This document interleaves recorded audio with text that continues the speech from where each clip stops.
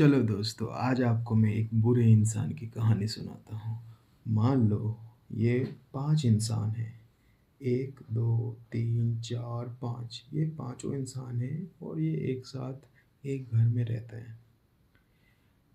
और इनमें से ये जो इंसान है ना, ये हमेशा बुरे काम करता है और ऐसे-ऐसे काम करता है जिनसे इन चारों की बदनामी होती है, क्योंकि ये एक ही घर में रहते हैं।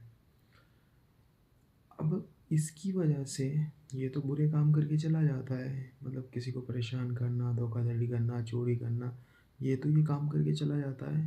बाकी जो 4 इंसान हैं, वो हमेशा इसकी वजह से सुनते रहते हैं कि तुम भी बुरे इंसान हो, तुम भी चोरी करते हो, तुम भी डकैती करते हो, तुम भी ये करते हो, तुम भी वो करते हो। अब ये तो चला गया, अब ये 4 इंसान इसके किए हुए काम का जवाब देते फिरे इन 5 इंसान को, जिनके बारे में हमें पता नहीं है ये अच्छे हैं या बुरे हैं। ये भी उसी घर में रहते हैं, लेकिन ये चारों को इनसे रिलेट करके इन चारों को ये पांचों इंसान हमेशा बुरा भला कहते हैं। तो चलो, ये 3 तो बड़े लोग थे तो ये संभल गए, समझ गए कि नहीं, कोई बात नहीं, कुछ दिन बाद ये हमारे भाई हैं और ये सुधर जाएंगे। लेकिन ये जो छोटा वाला था, ये बचपन से वो बुरी बातें हर चीज़ सुनता आया। हालांकि ये 4 इंसान अच्छे थे, इनके बीच में रह के ये अपने आप को अच्छा बना सकता था, लेकिन इन 5 लोगों के कहने के वजह से कि तुम बुरे हो, तुम खतरनाक हो, तुम चोरी करते हो, तुम ये सब करते हो, इसके दिमाग में बैठ जाता है कि जब मैं बुरा हूँ, चोरी करता हूँ, सब कुछ करता हूँ, तो मैं इनके लिए बुरा ही क्यों ना बन जाऊँ।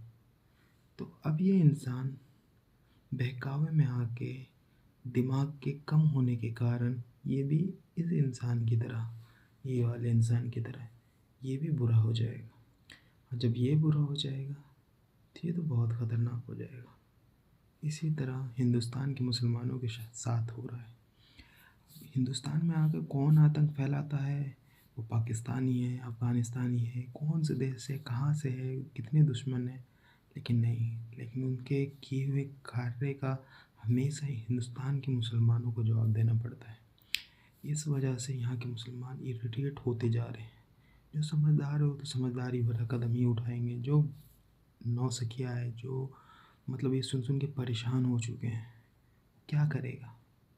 आप एक बार सोच कर देखो, इन पांचों इंसान को तो फ़र्क नहीं पड़ेगा, ये तो उनके दिमाग को भर देंगे, लेकिन ये कल होकर क्या करेगा, सोच के देखो।